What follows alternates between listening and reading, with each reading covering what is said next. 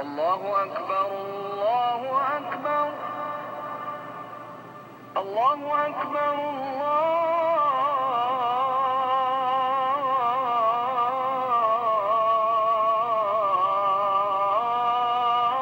اللہ اکبر۔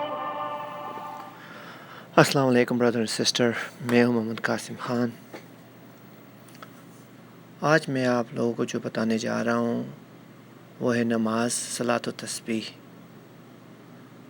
صلاۃ و تسبیح کے نفل نماز میں بہت زیادہ فضائل ہیں، اور اس کے نماز کے بارے میں ہمارے آقا دو عالم حضرت صلی اللہ علیہ وسلم نے اپنے چاچا حضرت عباس رضی اللہ تعالیٰ عنہ کو اس نماز کی ترغیب فرمائی۔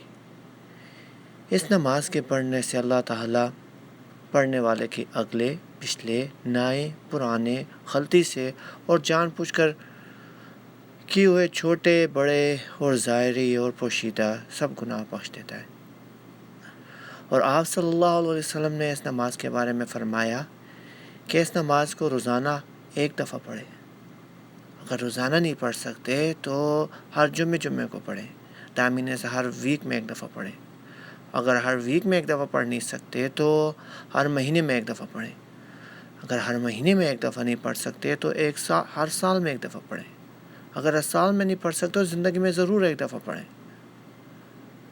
برادر اور سسٹر، اس نماز کے بہت زیادہ فضائل ہیں۔ ایک دفعہ جب حضرت جعفر بن ابو طالب رضی اللہ تعالیٰ عنہ، جو ہمارے خلیفہ چہارم حضرت علی رضی اللہ تعالیٰ عنہ کے بھائی تھے،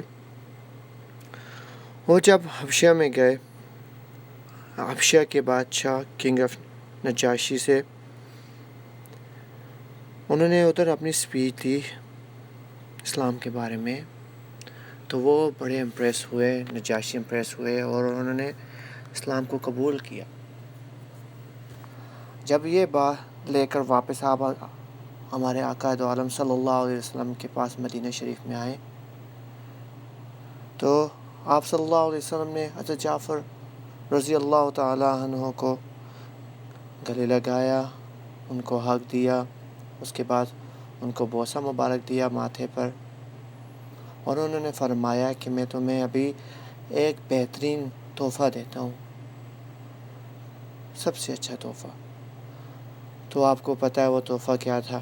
وہ تحفہ تھا صلاۃ و تسبیح۔ صلاۃ و تسبیح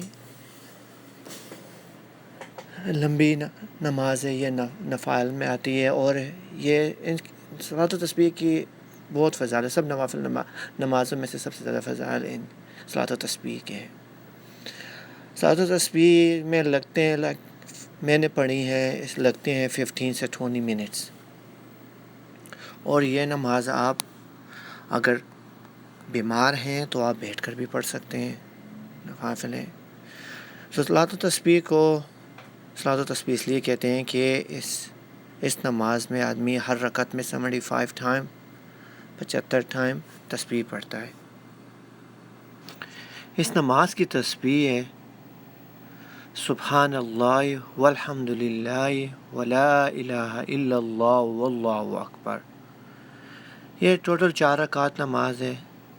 نماز شروع کرنے سے پہلے 4 رکعت نماز صلاۃ و تسبیح کی نیت کرے، پھر اس کے بعد اللہ اکبر ثنا، سبحانک اللہم و بحمدک و تبارک اسمک و تعالی جدک ولا الہ غیرک، ادھر پڑھنا ہے، اور ادھر پھر آپ نے تسبیح پڑھنی ہے، سبحان اللہ والحمد للہ ولا الہ الا اللہ واللہ اکبر 15 ٹائم، 15 دفعہ، ٹھیک ہے۔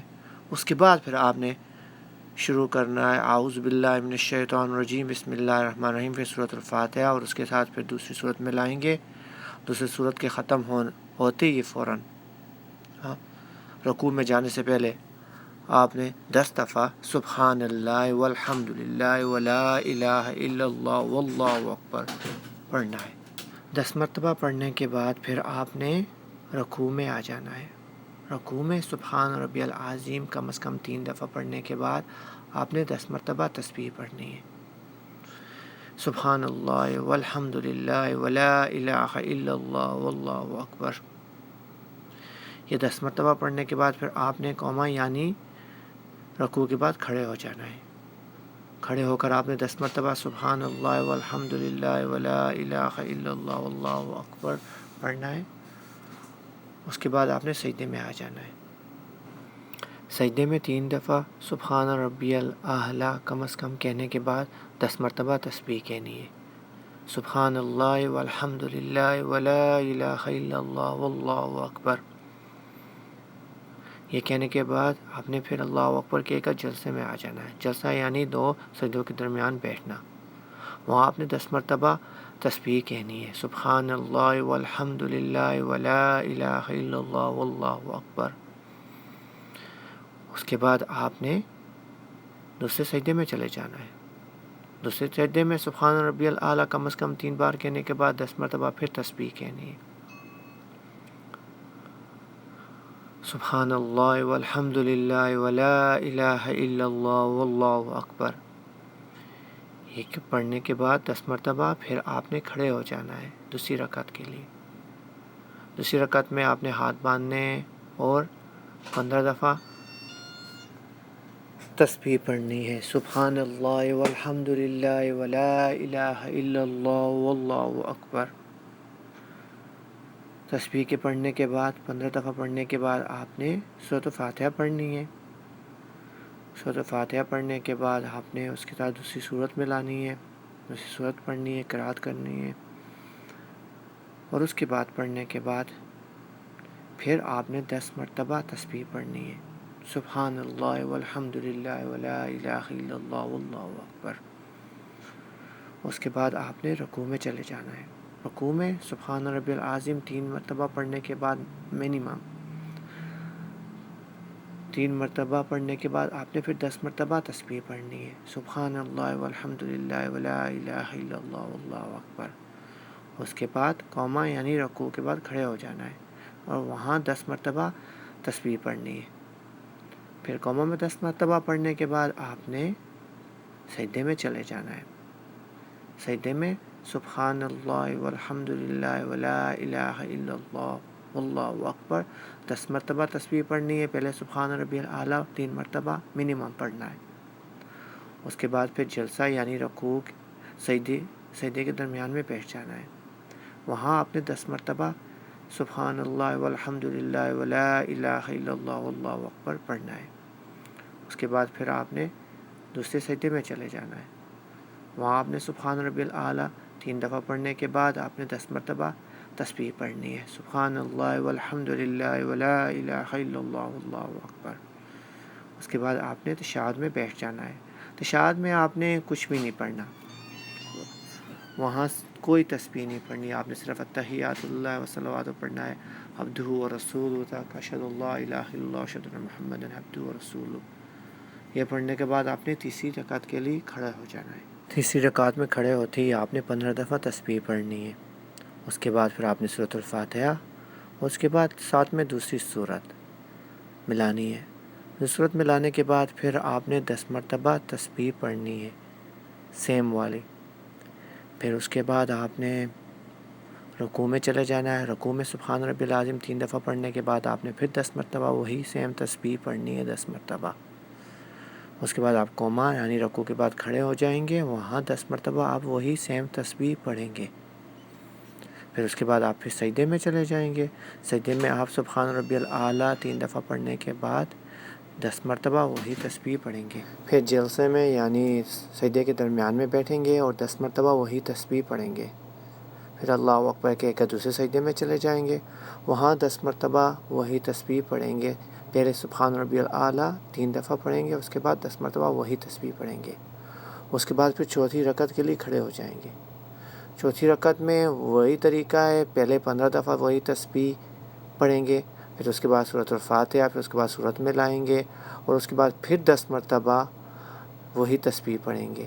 پھر اس کے بعد رکوع میں چلے جائیں گے۔ العظیم 3 دفعہ منیمم پڑھنے کے بعد پھر 10 مرتبہ وہی تسبیح پڑھیں گے۔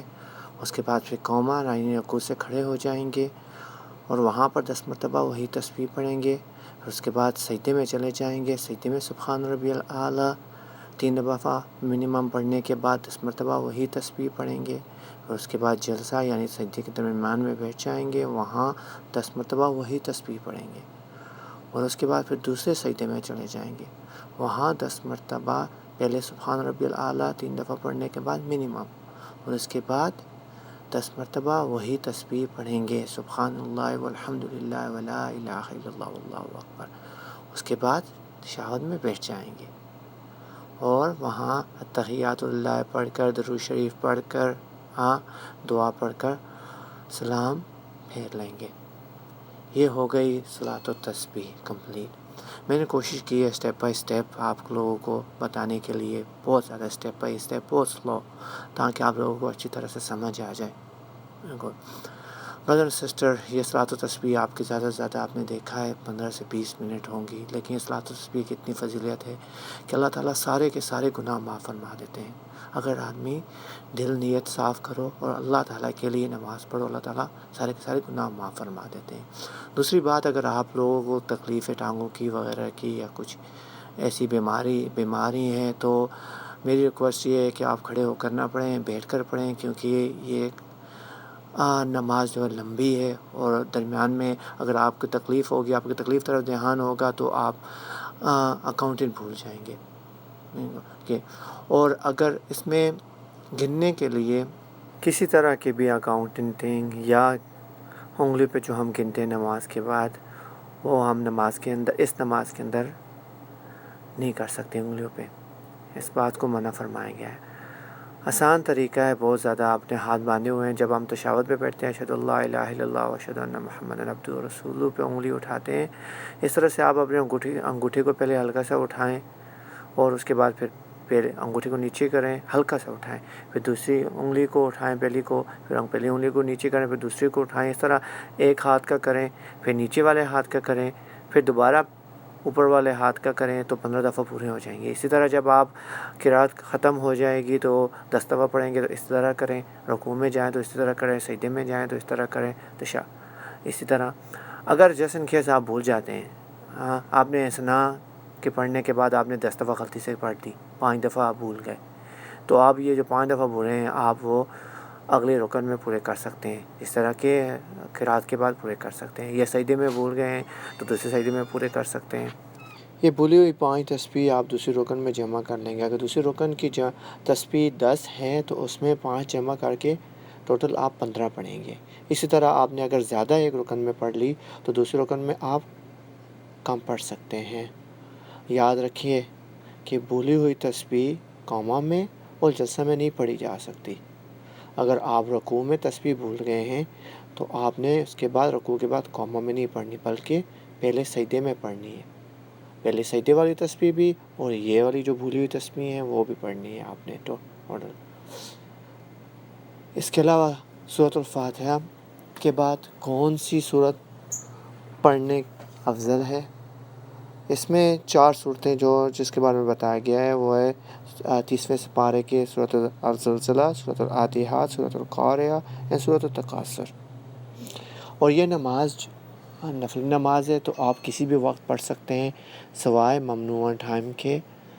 زوال کے بعد اور زور سے پہلے پڑھنا زیادہ افضل ہے. ان 4 صورتوں کی نہ یاد ہونے کی صورت میں آپ کوئی بھی صورت میں لا سکتے ہیں سورۃ فاتحہ کے بعد. اور اس نماز کی جماعت کے بارے میں آپ صلی اللہ علیہ وسلم نے کبھی تلقین نہیں کی.